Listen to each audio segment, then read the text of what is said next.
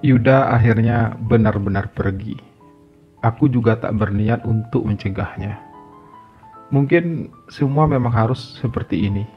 Kami dipertemukan, saling jatuh cinta, lalu kemudian harus terpisahkan oleh jarak dan waktu.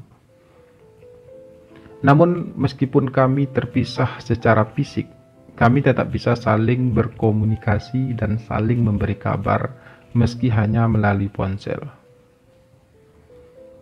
Sudah hampir 3 bulan Yuda pergi, dan seperti yang Yuda takutkan, kebosanan mulai menghantui hubungan kami.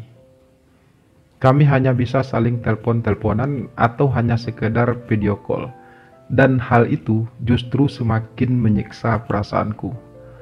Rasanya hubungan seperti itu terasa hambar bagiku. Yuda benar, hubungan jarak jauh kami tidak akan berhasil. Aku sendiri yang akhirnya merasa mulai menyerah. Kami pun semakin jarang berkomunikasi dan memberi kabar. Rasanya jarak dan waktu benar-benar telah mampu mengubah segalanya. Meskipun sejujurnya aku masih sangat mencintai Yuda, tapi rasanya semakin aku menyadari perasaanku tersebut, semakin aku merasa tersiksa dengan rinduku padanya. Namun aku tidak bisa berbuat apa-apa saat ini. Jarak antara aku dan Yuda terbentang sangat jauh. Ingin rasanya aku segera menyusul Yuda ke sana, tapi aku masih harus menyelesaikan kuliahku di sini. Aku tak mungkin mengabaikan kuliahku hanya demi untuk bersama Yuda. Dan lagi pula, butuh ongkos yang cukup besar untuk aku bisa sampai ke tempat Yuda. Pada akhirnya, aku hanya bisa pasrah dan membiarkan semuanya mengalir seperti seharusnya. Meski kadang segala kerinduanku akan Yuda begitu menyiksa perasaanku.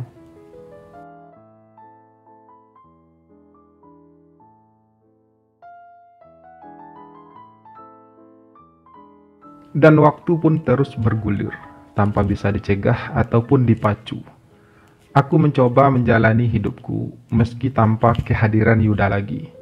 Kami masih saling berkomunikasi meski tak serutin dulu. 2 tahun pun berlalu dengan begitu berat bagiku. Berat karena harus menahan kerinduanku pada Yuda. Berat karena harus menyelesaikan kuliahku. Hingga akhirnya aku pun lulus kuliah.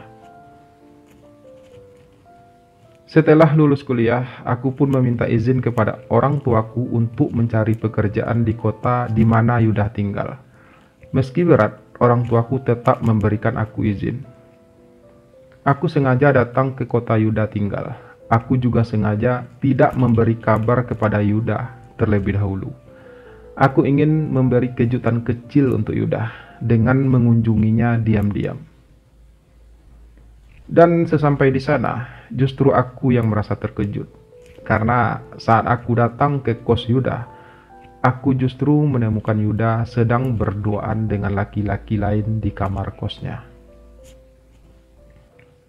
Repan, setengah tak percaya Yuda berucap saat ia membuka pintu kamar kosnya untukku. Saat aku hendak membuka mulut untuk berucap, tiba-tiba dari dalam kamar kos itu terdengar suara seorang laki-laki. "Siapa sayang?" Suara itu terdengar lembut dari dalam. "Oh, ini teman saya dari jauh," balas Yuda terlihat salah tingkah. "Sayang? Teman?" Suaraku cukup tercekat mendengar pembicaraan singkat itu. Wajah Yuda pucat pasti tiba-tiba. "Tega kamu, Yud." Hanya kalimat itu yang akhirnya keluar dari mulutku, meski begitu banyak yang ingin aku katakan. "Aku bisa jelaskan, Pan," balas Yuda sedikit berbisik. Mungkin takut didengar oleh sayangnya yang di dalam. "Nggak ada yang harus dijelaskan, Yud. Aku pergi. Ternyata aku datang ke tempat yang salah," ucapku kemudian sambil memutar tubuh. "Ini semua nggak seperti yang kamu pikirkan, Pan," ucap Yuda mencoba menahan langkahku. Tapi aku mengabaikannya. Aku terus saja melangkah meninggalkan kamar kos tersebut. Yuda pun tak lagi berusaha menahanku. Aku mendengar suara pintu tertutup. Sepertinya Yuda sudah masuk kembali ke dalam kamarnya. Aku melangkah dengan tertatih. Hatiku sakit. Perih sekali rasanya. Bertahun-tahun aku menanggung rindu ini. Namun saat aku telah bersusah payah untuk datang ke sini, justru aku hanya mendapatkan sebuah kepahitan. Mengapa Yuda tega mengkhianatiku? Mengapa ia justru mencari penggantiku di sini, sementara aku sudah dengan susah payah menjaga kesetiaanku selama ini? Oh, aku terluka.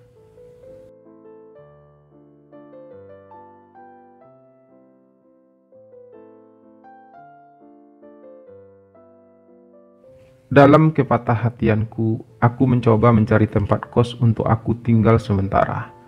Karena aku tidak mungkin kembali ke rumahku saat ini. Aku sudah terlanjur mengatakan kepada orang tuaku kalau aku sudah mendapatkan pekerjaan di kota ini. Padahal aku mengatakan begitu hanya agar aku diberi izin untuk pergi. Jika aku kembali sekarang, orang tuaku pasti akan memarahiku karena telah membohongi mereka. Aku memang terluka karena Yuda telah mengecewakanku. Tapi aku harus tetap berada di sini. Aku akan mencari pekerjaan dan memulai hidup baru di kota ini.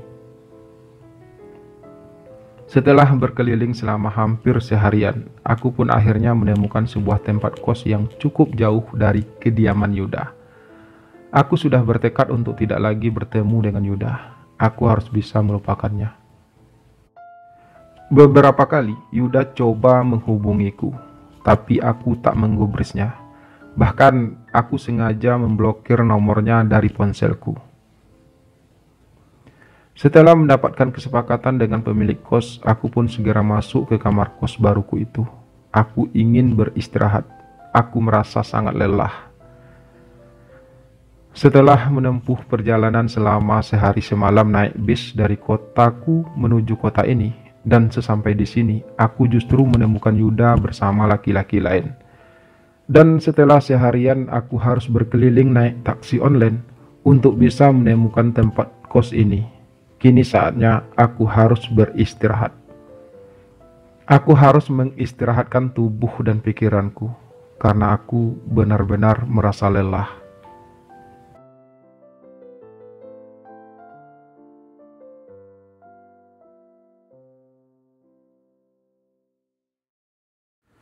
Keesokan harinya, aku pun mulai berkeliling kembali untuk mencari pekerjaan.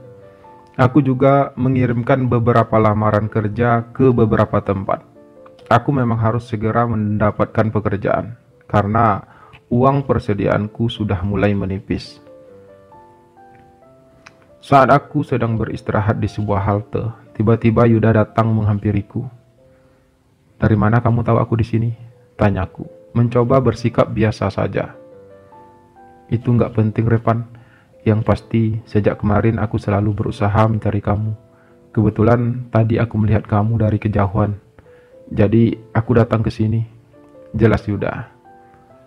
"Untuk apa lagi kamu menemuiku, Yud?" tanyaku dengan nada sinis. "Aku harus menjelaskan semuanya, Van," balas Yuda. "Kamu tak perlu menjelaskan apa-apa lagi, Yud. Aku nggak apa-apa kok. Aku juga sudah melupakan tentang kita," ucapku membalas. "Semuanya tidak seperti yang kamu pikirkan, Van," ucap Yuda lagi. "Aku tidak memikirkan apa-apa saat ini, Yud. Aku hanya ingin mendapatkan pekerjaan di sini," balasku. "Aku tahu kamu kecewa padaku, Van. Tapi sejujurnya, aku terpaksa melakukan itu semua." Suara Yuda pelan. "Maksud kamu?" tanyaku sedikit merasa penasaran. "Bagaimana kalau kita ngobrolnya di kos kamu aja?" ucap Yuda menawarkan. "Dari mana kamu tahu kalau aku sudah mengambil kos?" tanyaku heran. "Aku hanya menebak, Van. Lagi pula, apa hal itu penting untuk dibahas?" balas Yuda. Aku pun akhirnya menyetujui tawaran Yuda untuk ngobrol di kosku. Lagi pula, tempat kosku juga tidak seberapa jauh dari halte tersebut.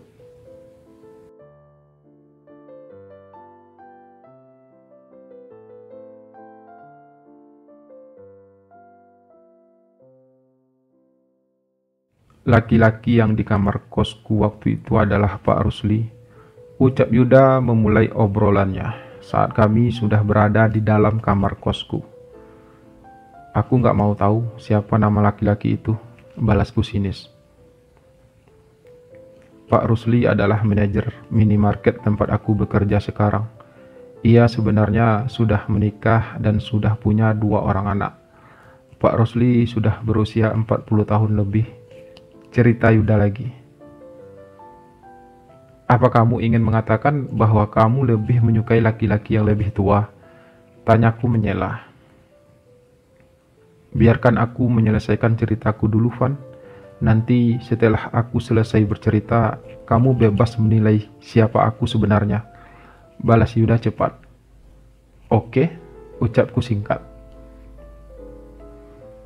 Aku terpaksa menjalin hubungan dengan Pak Rusli karena aku harus melunasi hutangku padanya. Cerita Yuda lagi. Kenapa kamu sampai punya hutang pada orang itu? Aku bertanya lagi, tak bisa menahan keingintahuanku. Setahun yang lalu, aku mendapat kabar dari kampungku kalau ibuku sakit parah dan harus segera dioperasi. Seperti yang kamu tahu, kami hanyalah keluarga miskin.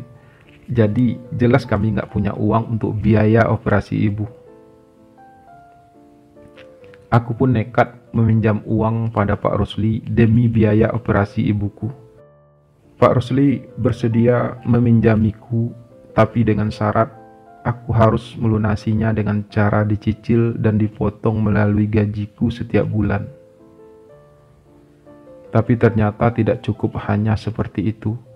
Sebelum hutangku lunas, Pak Rusli juga mengharuskan aku untuk menjadi laki-laki simpanannya. Aku tak bisa menolak, apalagi dengan menjadi laki-laki simpanannya, aku juga hanya harus melunasi separuh dari semua hutangku padanya. Aku terpaksa menerima semua tawaran dari Pak Rusli demi mendapatkan uang untuk biaya operasi ibuku. Pak Rusli bahkan membuat perjanjian tertulis denganku bahwa aku akan menjadi lelaki simpanannya sampai semua hutangku padanya lunas. Yuda beberapa kali menarik napas panjang, kemudian menghempaskannya dengan berat. Sementara aku hanya terdiam mendengarkannya, mencoba memahami setiap kalimat yang diucapkannya. Lalu berapa lama lagi kamu akan menjadi simpanan laki-laki itu? Tanyaku akhirnya. Karena aku hanya harus membayar separuh dari semua hutangku, jadi kemungkinan hutangku akan lunas sekitar 2 atau 3 tahun lagi. Balas Yuda lirih. 2 atau 3 tahun lagi bukan waktu yang singkat, Yud. Selaku tanpa sadar. Iya, aku tahu. Tapi jika aku tidak hanya membayar separuh dari hutangku, mungkin hutangku baru lunas 6 atau 7 tahun lagi. Jadi aku merasa hal ini jauh lebih baik, karena aku juga tidak mau selamanya menjadi simpanan Pak Rusli. Jelas Yuda. Lalu untuk apa kamu menceritakan ini semua padaku? Tanyaku kemudian. Aku hanya ingin kamu tahu, Van, kalau sebenarnya aku tidak pernah mengkhianati cinta kita. Aku selalu mencintai kamu, Repan. Tapi seperti yang pernah aku katakan padamu, kalau aku hanyalah laki-laki miskin dan sudah pasti tidak bisa memberikan yang terbaik buat kamu. Balas Yuda. Aku tidak berharap kamu mengerti dan memaafkanku, Revan. Aku juga tidak akan meminta untuk kamu tetap bertahan denganku. Tapi aku hanya berharap agar kamu tidak membenciku karena ini. Lanjut Yuda lagi. Aku tidak tahu harus mengatakan apa saat ini, Yud. Semua ini benar-benar membuat aku semakin bingung. Tadinya aku sangat membenci kamu, tapi setelah aku tahu semua ceritanya seperti itu, aku tak tahu lagi apa yang aku rasakan saat ini terhadap kamu, Yud. Ucapku membalas. Aku ngerti, Van. Aku juga tidak akan meminta apa-apa darimu. Aku harap kamu bisa menemukan pengganti diriku yang jauh lebih baik dariku. Ucap Yuda pelan. Aku belum berencana untuk mencari penggantimu, Yud. Tapi kita juga nggak mungkin bisa bersama lagi, kan? Ujarku sedikit bertanya. Maaf, Van. Sampai hutangku lunas, aku tidak bisa berbuat banyak. Karena dalam surat perjanjian antara aku dan Pak Rusli, salah satu poinnya tertulis, jika aku kedapatan menjalin hubungan dengan laki-laki lain selain Pak Rusli, maka hutangku akan bertambah 2 kali lipat. Jelas Yuda kemudian. Jadi aku harus menunggu 2 tahun lagi untuk bisa bersama kamu kembali? Tanyaku tak yakin. Aku tak meminta kamu untuk menunggu, Van, dan kamu tidak harus menungguku. Mungkin memang lebih baik kamu mencari penggantiku saja, balas Yuda. Tidak mudah bagiku untuk mencari pengganti Yuda. Aku terlalu mencintainya. Bertahun-tahun aku berusaha menjaga kesetiaanku padanya. Aku tak mungkin mencari penggantinya begitu saja. Lagi pula, Yuda juga masih mencintaiku. Tapi apa mungkin aku harus menunggunya? Jikapun nantinya kami kembali bersama, tentu saja semuanya akan terasa berbeda. Semuanya tak akan lagi sama, dan aku tidak bisa menerima kenyataan itu begitu saja. Semua terserah padamu, Revan. Aku begini adanya. Aku hargai apapun keputusanmu, ucap Yuda kemudian. Setelah berkata demikian, Yuda pun segera pamit dan meninggalkan aku sendirian di dalam kamar kos tersebut. Aku masih terpaku, terdiam. Tidak tahu harus melakukan apa saat ini. Tidak tahu harus memutuskan apa saat ini. Mungkin lebih baik aku biarkan saja semuanya mengalir apa adanya. Kalau memang cinta kami begitu kuat, aku yakin sang waktu akan menyatukan kami kembali. Dan jikapun kami tidak bisa bersatu lagi, aku juga sudah merelakan kepergian Yuda dari hidupku. Lalu seperti apakah kisahku bersama lelaki karyawan minimarket yang tampan dan gagah itu selanjutnya? Mungkinkah kami akan bersama lagi? Simak kelanjutan kisah ini di channel ini ya, atau bisa langsung klik linknya di deskripsi video ini.